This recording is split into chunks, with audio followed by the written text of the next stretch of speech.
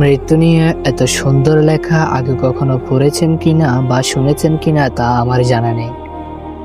পরলোকগত Kuwaiti লেখক আব্দুল্লাহ জালালের মৃত্যুর আগে লিখে যাওয়া কিছু অনুভূতি। মৃত্যু নিয়ে আমি কোনো দুশ্চিন্তা করব না।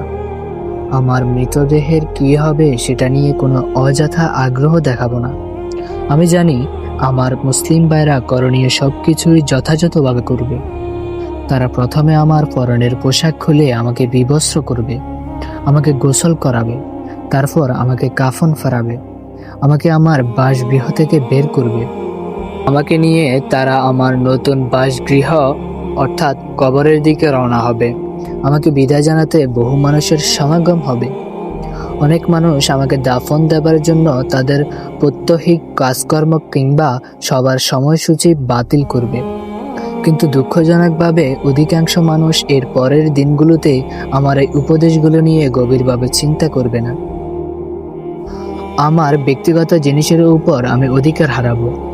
আমার চাবির গোছাগুলো, আমার বইপত্র, আমার ব্যাগ, আমার জুতাগুলো হয়তো আমার পরিবারের লোকেরা আমাকে উপকৃত করার জন্য আমার ব্যবহারের জিনিসপত্র দান করে দেওয়ার বিষয়ে একমত হবে।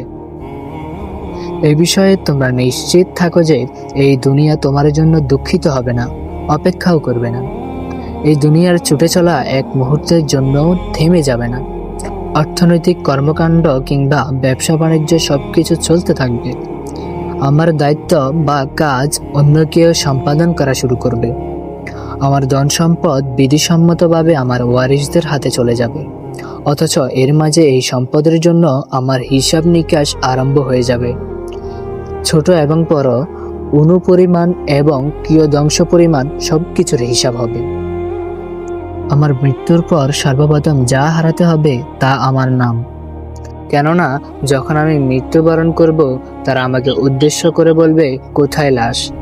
কেউ আমাকে আমার নাম ধরে সম্বোধন করবে না। যখন তারা আমার জন্য জানাজার নামাজ আদায় করবে, বলবে জানাজা নিয়ে আসো। তারা আমাকে নাম ধরে সম্বোধন করবে না। আর যখন তারা দাফন শুরু করবে, বলবে মৃতদেহকে কাছে আনো। তারা আমার নাম ধরে ডাকবে না। এজন্যই দুনিয়ায় আমার বংশ পরিচয়, আমার গোত্র পরিচয়, আমার পদমর্যাদা এবং আমার খ্যাতি কোনো কিছুই আমাকে যেন ধোকায় না ফেলে। এই দুনিয়ার জীবন কতই না তুচ্ছ, আর যা কিছু সামনে আসছে তা কতই না গুরুতর বিষয়। অতএব শোনো, তোমরা যারা এখনো জীবিত আছো, জেনে রেখো তোমার মৃত্যুর পর তোমার জন্য তিনভাবে দুঃখ করা হবে। এক, যারা তোমাকে প্রত্যয়িকভাবে চিনত তারা তোমাকে বলবে হতভাগা।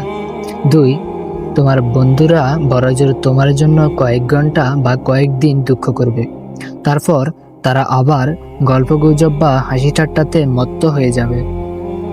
তিন, যারা খুব গভীরভাবে দুঃখিত হবে তারা তোমার পরিবারের মানুষ। তারা 1 সপ্তাহ, 2 সপ্তাহ, 1 মাস, 2 মাস কিংবা বড়জোর 1 বছর দুঃখ করবে।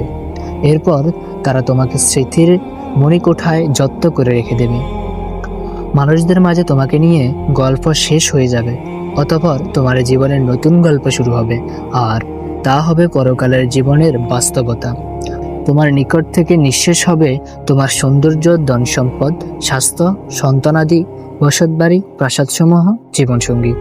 তোমার নিকট তোমার ভালো অথবা মন্দ আমল ব্যতীত আর কিছুই অবশিষ্ট থাকবে না।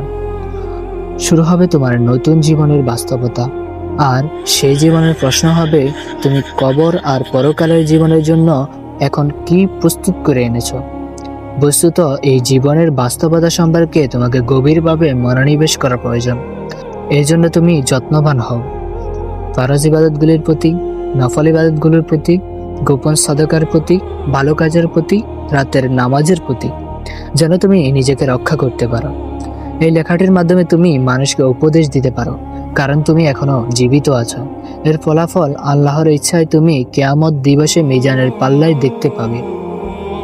আল্লাহ তাআলা বলেন, আর স্মরণ করিয়ে দাও, নিশ্চয়ই এই স্মরণ মুমিনদের জন্য উপকারী। তুমি কি জানো কেন মৃত ব্যক্তিরা সদকা প্রদানের আকাঙ্ক্ষা করবে?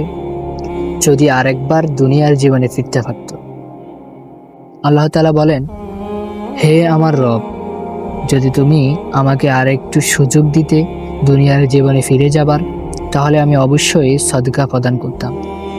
তারা বলবে না উমরা পালন করতাম অথবা রোজা রাখতাম। আলেমগণ বলেন মৃত ব্যক্তিরা সদকার কথা বলবে, কারণ তারা সদকা প্রদানের ফলাফল তাদের মৃত্যুর পর দেখতে পাবে। আর গুরুত্ববহ এই সদকাহর কাজটি তুমি এই কথাগুলো ছড়িয়ে দিয়ে মাত্র 10 সেকেন্ড সময় ব্যয় করে করতে পারো, যদি তোমার উদ্দেশ্য হয় এর মাধ্যমে মানুষকে উপদেশ প্রদান করা। কারণ উত্তম কথা হলো এক ধরনের সদকা।